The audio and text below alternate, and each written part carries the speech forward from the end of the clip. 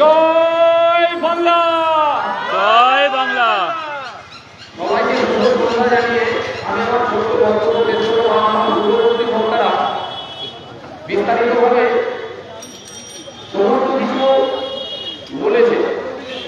আজকে আমাদের এখানে আসার উদ্দেশ্য এটাই, বা আজকে বাংলা পক্ষ কি, আজকে মাইকে যতদূর আওয়াজ যাচ্ছে সবাইকে একটু একবার মধ্যে 10 মিনিট বা 5 মিনিট শোনার জন্য। তার কারণ হচ্ছে এই বাংলা পক্ষ বাঙালির অধিকার আদায়ের সংগঠন সমগ্র ভারতবর্ষে। আজকে যেভাবে বাংলায় বা বাইরে বাঙালি অত্যাচারিত হচ্ছে, সেই অত্যাচারের বিরুদ্ধে এই বাঙালিকেই রুখে দাঁড়াতে হবে। তার কারণ আজকে বাঙালি বিভিন্ন জায়গায় যাদের মুখের ভাষা বাংলা, সেই বাংলা ভাষা আমাদের একটা পাশের রাষ্ট্র বাংলাদেশেও আছে, কিন্তু সেই বুঝতে হবে সেই বাংলাদেশে একটা টাইম ভারতবর্ষ বা সমগ্র ভারতবর্ষ মিলে একটা অংশ ছিল। কিন্তু আজকে সেই বাংলা ভাষা, যে বাংলা বা বাঙালির রক্তে এই ভারতবর্ষকে আমরা স্বাধীন করতে পেরেছিলাম, সেই বাঙালিকে আজকে শুধুমাত্র এই বাংলার বাইরে গুজরাটে বা ইউপিতে বা বিহারে বা মুম্বাইয়ে সেখানে অত্যাচারিত হতে হচ্ছে না। বাঙালির যেখানে আতুল ঘর, সেই বাংলাতেও অত্যাচারিত হচ্ছে। তাহলে কি বাঙালি পরাধীন? আমি আপনাদের কাছে একটা কোশ্চেন করছি, বাঙালি কি তাহলে পরাধীন? আপনারা একবার ভেবে দেখুন তো, যে বাঙালি তার রক্তে সমস্ত, আজকে বাংলা যদি না থাকতো ভারতবর্ষ আগে স্বাধীন হতো কিনা সেটা সন্দেহ আছে। কারণ আমাদের যে পূর্বপুরুষ বা আমরা যে বীরদের জাতি, ক্ষুদিরাম, নজরুল, নেতাজি সুভাষচন্দ্র বসু, মাস্টারদা সূর্য সেন, আর কত নাম করব। ইভেন আমি যদি আজকে বলি যে সেলুলার জেলে আজকে যদি 100টা নাম থাকে, তার 90টা নাম হচ্ছে বাঙালির। তাহলে সেই বাঙালির রক্তে স্বাধীন হওয়া বাঙালি আজ অত্যাচারিত গোটা ভারতবর্ষে কেন হবে? এই কিছুদিন আগেই ঘটে যাওয়া এক বিশাল নৃশংস ঘটনা বলে রাখি। বাঙালি তুমি জেগে ওঠো, আজকে যদি না জেগে ওঠো তোমার একদিন কিন্তু এরকম করতে করতে দেওয়ালে পিঠ থেকে যাবে, আর দেওয়ালে পিঠ থেকে গেলে তোমার আর পিছনের জায়গা থাকবে না। কারণ কিছুদিন আগেই আমাদের কলকাতা ইউনিভার্সিটির বা কলকাতা বিশ্ববিদ্যালয়ের কারমাইকেল হোস্টেলের কিছুজন ছাত্র একটা মোবাইল কভারকে কেন্দ্র করে, সেখানে তার মুখের ভাষা বাংলা ছিল বলে বহিরাগতরা এসে তাকে বলছে তুমি বাংলাদেশি। এটা যেমন সংবিধান বিরোধী, সেরকম এটা একটা অফেন্স অর্থাৎ অপরাধ। কারণ আমি কাউকে, কারো মুখের ভাষা হিন্দি হলে যেমন আমি বলতে পারি না যে তুমি কি পাকিস্তানি, তেমনই কারো মুখের ভাষা বাংলা হলে তাকে আমি বলতে পারি না তুমি কি বাংলাদেশি, কারণ এটা একটা অপরাধ। আমরা সেখানে কি হলো, আজকে শিয়ালদার মতো জায়গায় যেখানে বহিরাগততে ভরে গেছে, সেই জায়গায় যেখানে 86% মানে 86% বাঙালি আজও পশ্চিমবাংলায়, সেখানে বাঙালিকে মার খেতে হলো এবং বিভিন্ন রকম অস্ত্র প্রয়োগ করা হয়েছে তাদের প্রতি। আজকে একবার ভাবুন, যারা এই সমস্ত এলাকায় বাঙালি আছেন তারা একবার মন দিয়ে শুনুন। আজকে ভাববেন না যে কারমাইকেলে হয়েছে, কালকে কোনো মেট্রোতে হয়েছে, কালকে কাঁচরাপাড়ায় হয়েছে, কাল হাওড়ায় হয়েছে, আমার ছেলেটার সাথে বা আমার মেয়েটার সাথে বা আমার বরের সাথে বা আমার স্ত্রীর সাথে হবে না, হতেই পারে।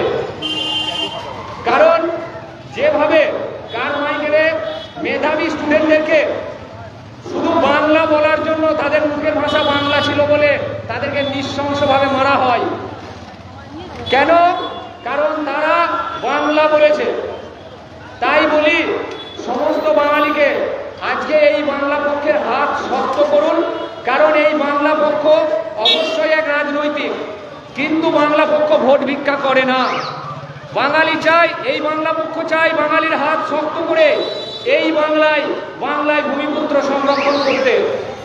কারণ বাংলায় ভূমিপুত্র সংরক্ষণ না করলে এই বাংলায় একদিন বিহার, ইউপি সমস্ত কিছুতে পরিণত হবে এবং সেদিন বাঙালির অস্তিত্ব রক্ষা করা সত্যিই দায় হয়ে উঠবে। তাই বাংলা পক্ষ আজ এসছে।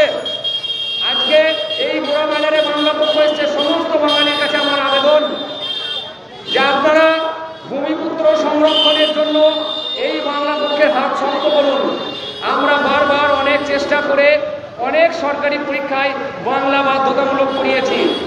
তার মধ্যে পুলিশের চাকরি আছে, আরও বেশ কয়েক চাকরিতে আমরা বাংলা ভাষা বাধ্যতামূলক করিয়েছি। এমনকি আমরা ডব্লিউবিসিএসেও বাংলা পক্ষ বাংলা বাধ্যতামূলক করেছিল। কিন্তু এই হিন্দি উর্দু লবির চাপে আমাদের সরকারকে, যে সরকার নির্লজ্জ সরকার 86% বাঙালির ভোট নিয়েও সেখানে আবার তারা 10 থেকে 15 দিনের মাথায় গ্যাজেট বার করে এবং ডব্লিউবিসিএসে আবার হিন্দি উর্দুকে সেখানে ঢোকানো হয়। কার স্বার্থে ঢোকানো হয় সরকার কি জবাব দেবে? দেবে না। তার কারণ হচ্ছে এই সরকারকে বলতে চাই যে আপনি সরকার আগামী দিনে 26-এ গঠন করতে গেলে 86% ভোটের দরকার আছে, 14% ভোটের না দরকার হলেও আপনার চলবে। ডব্লিউবিসিএসে যদি আমরা বাংলা পক্ষে বাংলা সংরক্ষণ না করতে পারি তাহলে সেক্ষেত্রে যে আমলা তৈরি হয়, যে এক্সিকিউটিভ তৈরি হয়, যে ডিএসপি তৈরি হয়, এই সমস্ত তৈরি হয় আমাদের বিসিএস পরীক্ষার মাধ্যমে।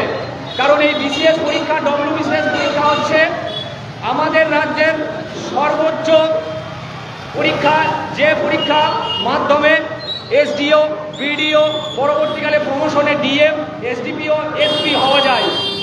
কিন্তু সেইগুলোই যদি অন্যজনদের হাতে চলে যায় কবে আর সংরক্ষিত হবে, কবে বাংলা এবং বাংলার অধিকার সংরক্ষণ হবে সেটা কোনোদিনই সম্ভব হবে না।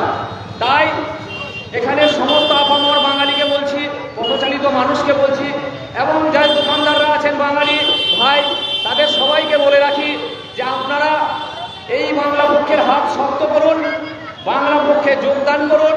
আমাদের নাম্বার দেওয়া আছে, এই নাম্বারে মিস কল করুন। আমরা এইটুকু বলবো আপনাদেরকে, এই বাংলা পক্ষের হাত যদি আপনারা শক্ত করেন আগামী দিনে আপনাদেরকে এই বাংলা পক্ষ একটা বাংলা এবং বাঙালির অধিকার একটা পর্যায়ে পৌঁছে যাবে।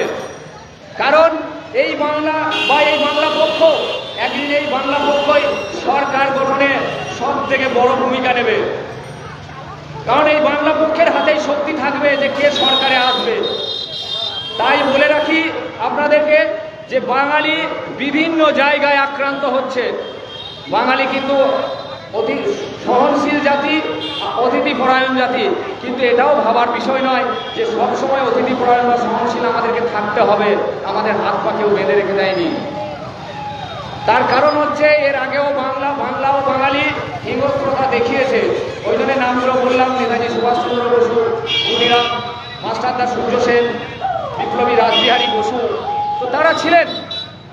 তো বাংলা আজও মনে করলে জাগতে পারে, কিন্তু জাগছে না একটাই কারণ, বাঙালি অশান্তি চায় না, ঝগড়া মারামারি বাংলা বা বাংলা পক্ষ চায় না। বাঙালি চায় সমস্ত কিছু আলোচনার মাধ্যমে, আইনের মাধ্যমে, আইন কানুনের মাধ্যমে, সংবিধান মেনে যতটুকু করা যায়। কিন্তু এইভাবে যদি বাংলার প্রতি বা বাঙালির প্রতি বারবার বঞ্চনা হয় তাহলে কিন্তু বাঙালি হাত গুটিয়ে বসে থাকবে না।